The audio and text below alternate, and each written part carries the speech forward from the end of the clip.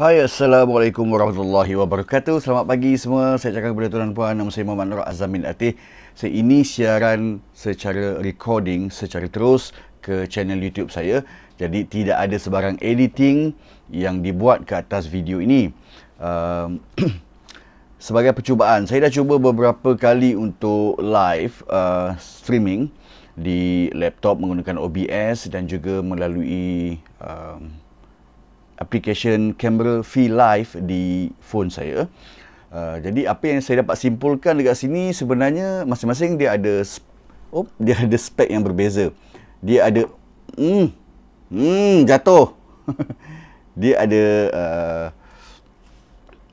jenis-jenis lah, ada specification. Kalau macam laptop, kalau kita gunakan laptop kamera, dia jadi macam bergantung kepada laptop.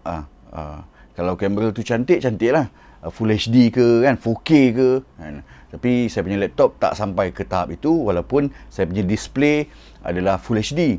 So saya kena dapatkan satu external kamera macam Logitech ke, dan attach dekat laptop, so saya boleh live secara terus.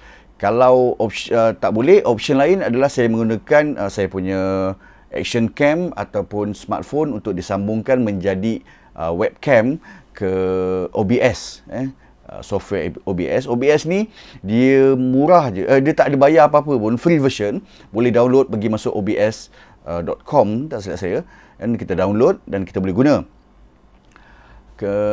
Cara lain adalah sama ada saya terus live di smartphone menggunakan aplikasi kamera V-Live. Okey. Ini kalau kita nak buat live streaming ke YouTube lah. Kalau kamera V-Live ni kita boleh buat juga streaming ke Facebook. Okay, cuma kalau yang bukan full version, kita akan ada satu watermark kat bawah tu, kat tepi ni ada watermark mana sini ke kan, dan ada features yang tidak akan dapat digunakan lah. Cuma bila saya dah buat percubaan lebih daripada 20 kali dah, macam Einstein dah kan, percubaan banyak sekali percubaan untuk test sound, test gambar, cantik tak cantik. Kesimpulannya adalah kalau kata saya guna laptop, kalau lens kamera dekat laptop itu tidak bagus, gambar je tak cantik, memang tak clear. Saya dah cuba. Sebab laptop saya ni laptop lama lah, Asus ZenBook UX305. So saya kena dapatkan eksternal. Kelebihan kita buat live streaming dekat laptop terus mudah kan, tak perlu nak cucuk sana cucuk sini. On application internet dah boleh start untuk live. Tapi kalau sekarang ni untuk mengatasi masalah itu, saya kena gunakan satu external webcam yang saya kena dapatkan nanti. Mungkin saya akan ambil Logitech, sebab Logitech memang sangat-sangat cantik, gambar dia sangat detail kan, tetapi harga dia pun boleh tahan kan, 300 lebih pun ada, 800, 1000 lebih pun ada. Okey. So sekarang ni antara percubaan lain adalah menggunakan smartphone. Kekurangan bila guna smartphone ini adalah kita kadang-kadang terganggu kan. Kalau kita gunakan Wi-Fi, okey, so kita boleh tutup internet di smartphone kita, just enable debug dan masukkan connect. Guna wire lah. Kalau guna Wi-Fi, still kena guna Wi-Fi, dan dia akan dapat detect. Masalahnya bila dia detect, kadang-kadang notification masuk kan, so dia kadang-kadang kacau, ada lag, ada buffer kat situ. Basically kalau kata kita nak guna smartphone sebagai webcam, kita kena off semua, sebab sebarang sentuhan transaksi kita tekan ke adjust ke apa, dia akan kacau. So dia kena jadi webcam saja, tak boleh kacau kan. Kita nak even kita nak buat adjust setting ke apa, macam tadi saya guna kamera V-Live, saya dah buat, dah run test. Kamera V-Live ni dia ada function untuk chatting, untuk letakkan subtitle macam komen dan sebagainya, button, emoticon, dan bila saya tekan je dia buffer.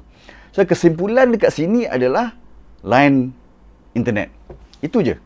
Dan kalau line internet kita power, insya-Allah gambar kita cantik, smooth, dan juga kita boleh guna apa saja. Dia sudah jadi, bila kita nak buat live streaming di YouTube ataupun Facebook, nombor satu paling penting adalah line internet. pakailah jenama Logitech ke apa benda ke.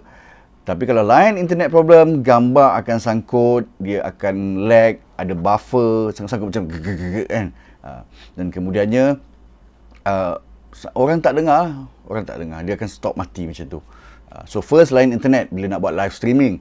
Yang keduanya, device, peranti kita kan. So kita ada pilihan nak gunakan laptop punya kamera ke, pastikan cantik lah.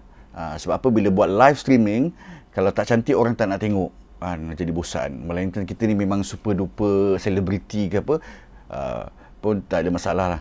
Yang keduanya, device. So kita boleh guna smartphone, boleh guna external webcam ataupun action cam. Saya dah cuba action cam, sama juga dia boleh jadi device, external device connect to laptop. Cuma action cam ni dia, saya guna Icon H9R. So Icon H9R ni dia punya lens wide tau, wide screen. So kalau saya ambil sebagai webcam, so dia akan nampak over than this frame. Dia akan terlebih-lebih. Jadi macam tak best juga kan, muka kita jadi macam dia jadi macam fish eye. Fish ke fish eye macam itulah. Dia macam gelembung gitu kan. Muka kita dah lah bulat macam ni, ada jadi gelembung lagi. So action cam pada saya tak digalakkan. So lebih baik dapatkan betul-betul external webcam untuk buat live streaming. Kenapa saya nak buat live streaming? Kenapa? Saya bukan gamers, tetapi kelebihan buat live streaming dia macam ni. Kalau saya record, macam sekarang ni saya record menggunakan smartphone saya, Huawei Nova 3i. So saya record, alhamdulillah nasib baik kualitinya pun bagus kan. So bila saya record, saya kena save dan saya kena edit ataupun saya boleh terus upload. Dua kerja, saya kena record dan upload. Tapi kalau saya buat live streaming secara terus ke YouTube ataupun Facebook saya, YouTube lah. Sekarang ni saya tengah aktif di YouTube Muhammad Nur Azam Atih ni. Saya tak perlu nak edit apa-apa dah. Saya tekan habis je off, dia akan terus uploaded dekat saya punya channel. So very easy kan. Tak perlu nak edit lagi, kemudian tak perlu banyak kerja. Jadi internet pun kita guna sewaktu live streaming saja. Sebab tu dia tarik internet kuat. Kalau tak, kita kena record dan kena upload lagi, banyak kerja.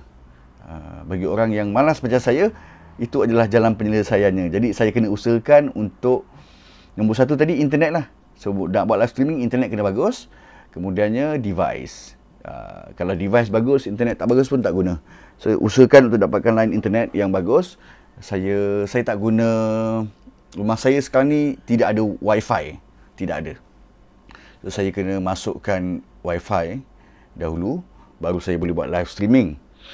Dia macam menghidupkan lagi rumah ni dengan gadget-gadget dan juga line internet. Macam tu. Jadi tuan dan puan yang berminat nak buat live streaming, kena fokus kepada line internet nombor satu, nombor dua device, peralatan, peranti. Boleh pilih nak guna terus direct daripada laptop, tapi pastikan kamera laptop power, resolutionnya bagus, full HD and up to, macam saya ni 1920, 1080 hanya untuk display saja.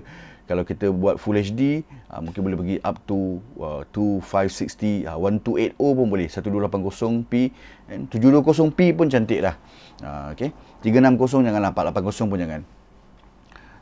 Ataupun kita boleh guna smartphone. Tapi saya dah cerita tadi, kelemahan smartphone, dia akan ganggu dengan notification yang masuk dan dia akan buat kita punya live streaming jadi lag, sangkut kan, orang tak faham nanti. So itu saja perkongsian saya untuk pagi ini, dan saya nak upload video saya ini sekejap lagi. Okay.